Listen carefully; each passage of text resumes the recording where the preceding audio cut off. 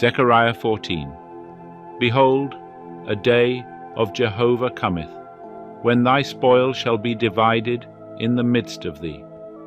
For I will gather all nations against Jerusalem to battle, and the city shall be taken, and the houses rifled, and the women ravished, and half of the city shall go forth into captivity, and the residue of the people shall not be cut off from the city. Then shall Jehovah go forth, and fight against those nations, as when he fought in the day of battle. And his feet shall stand in that day upon the Mount of Olives, which is before Jerusalem on the east, and the Mount of Olives shall be cleft in the midst thereof toward the east and toward the west. And there shall be a very great valley, and half of the mountain shall remove toward the north, and half of it toward the south.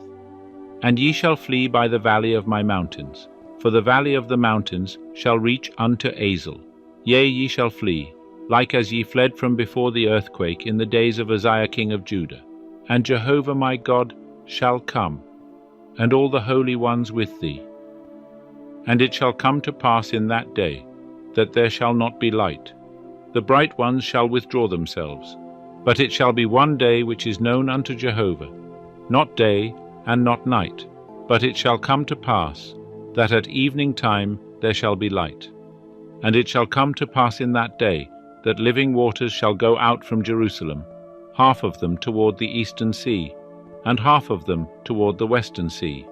In summer and in winter shall it be. And Jehovah shall be king over all the earth. In that day shall Jehovah be one, and his name one. All the land shall be made like the Arabah, from Geba to Rimmon, south of Jerusalem. And she shall be lifted up, and shall dwell in her place, from Benjamin's gate unto the place of the first gate, unto the corner gate, and from the tower of Hananel unto the king's winepresses. And men shall dwell therein, and there shall be no more curse, but Jerusalem shall dwell safely. And this shall be the plague wherewith Jehovah will smite all the peoples that have warred against Jerusalem. Their flesh shall consume away while they stand upon their feet, and their eyes shall consume away in their sockets, and their tongue shall consume away in their mouth. And it shall come to pass in that day, that a great tumult from Jehovah shall be among them, and they shall lay hold every one on the hand of his neighbor, and his hand shall rise up against the hand of his neighbor. And Judah also shall fight at Jerusalem, and the wealth of all the nations round about shall be gathered together, gold and silver, and apparel, in great abundance.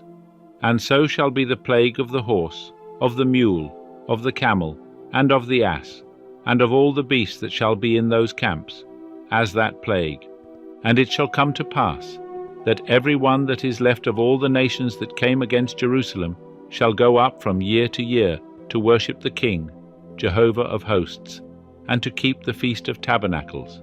And it shall be, that whoso of all the families of the earth goeth not up unto Jerusalem to worship the King, Jehovah of hosts, upon them there shall be no rain.